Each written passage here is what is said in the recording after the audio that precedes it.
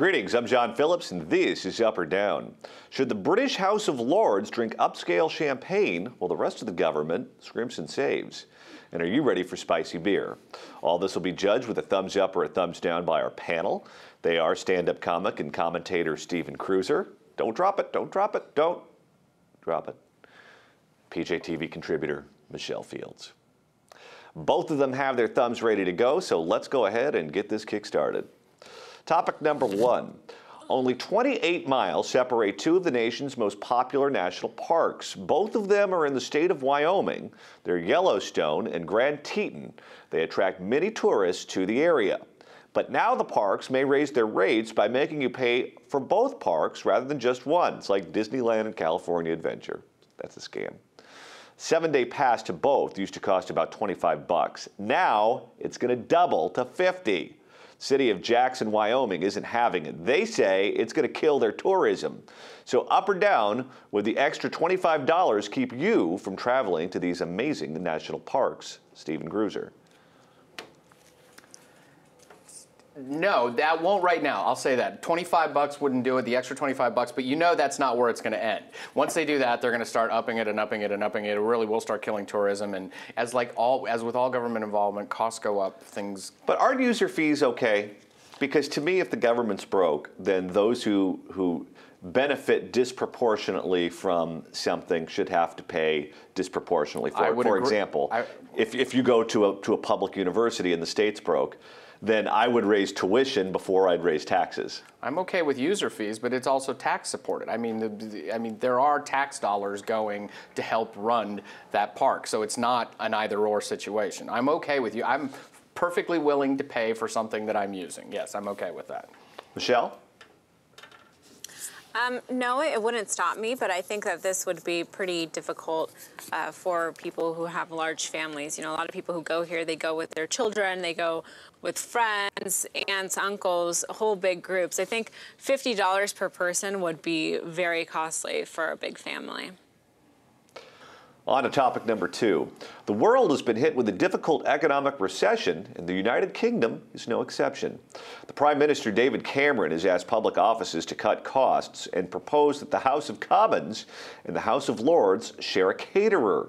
At the moment, the House of Lords, which is the voting body made up of hereditary patriarchs, has a private catering body. They heavily object to this plan because they're worried that they'd have to give up their superior champagne. Since 2010, the Observer reports that the Lords spent $400,000 on the bubbly. They're not buying it at Costco. Thumbs up or thumbs down. Does governing require expensive champagne, Stephen Cruiser? I can think of no job where I'd more prefer them to be hammered all the time than in government. I wish we'd start doing that here. If John McCain were schnockered every day, I mean, if Harry Reid might be hammered. I'm not sure he's not, but no, I love this because what the hell? We're not communists. Don't know. Let them. I like this. Let them bicker over that. They're already paying egregious taxes. There might be a few extra bucks going to champagne. Who cares? Michelle? Yeah, I give this a thumbs down, the idea that they're drinking all of the champagne and wasting taxpayer dollars. I don't think that's what they should be doing. And there are so many other things that they could be cutting costs with, not just this. I mean, with any government, there's so much bloat, there's so much ridiculous spending that they ought to be cutting, and this is just one of them. Whatever, Elizabeth Warren. Moving on to liquor that's not quite as expensive as Dom. How would you like a beer that requires a chaser to cool down your mouth? Well, there's now a Sriracha beer to meet the needs of the ever-growing Sriracha fad. Made by Rogue Beers, they call it the Sriracha Hot Stout.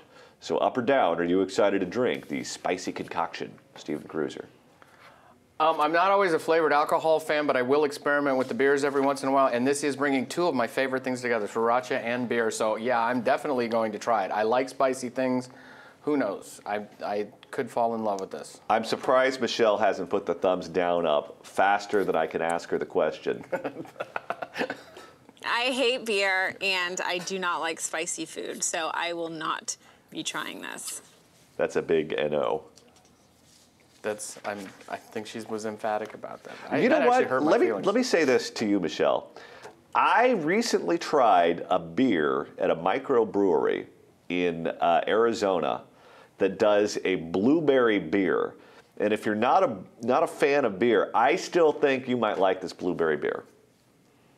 Okay, well, I will try it. I will try the blueberry beer. I will not try the Sriracha spicy beer.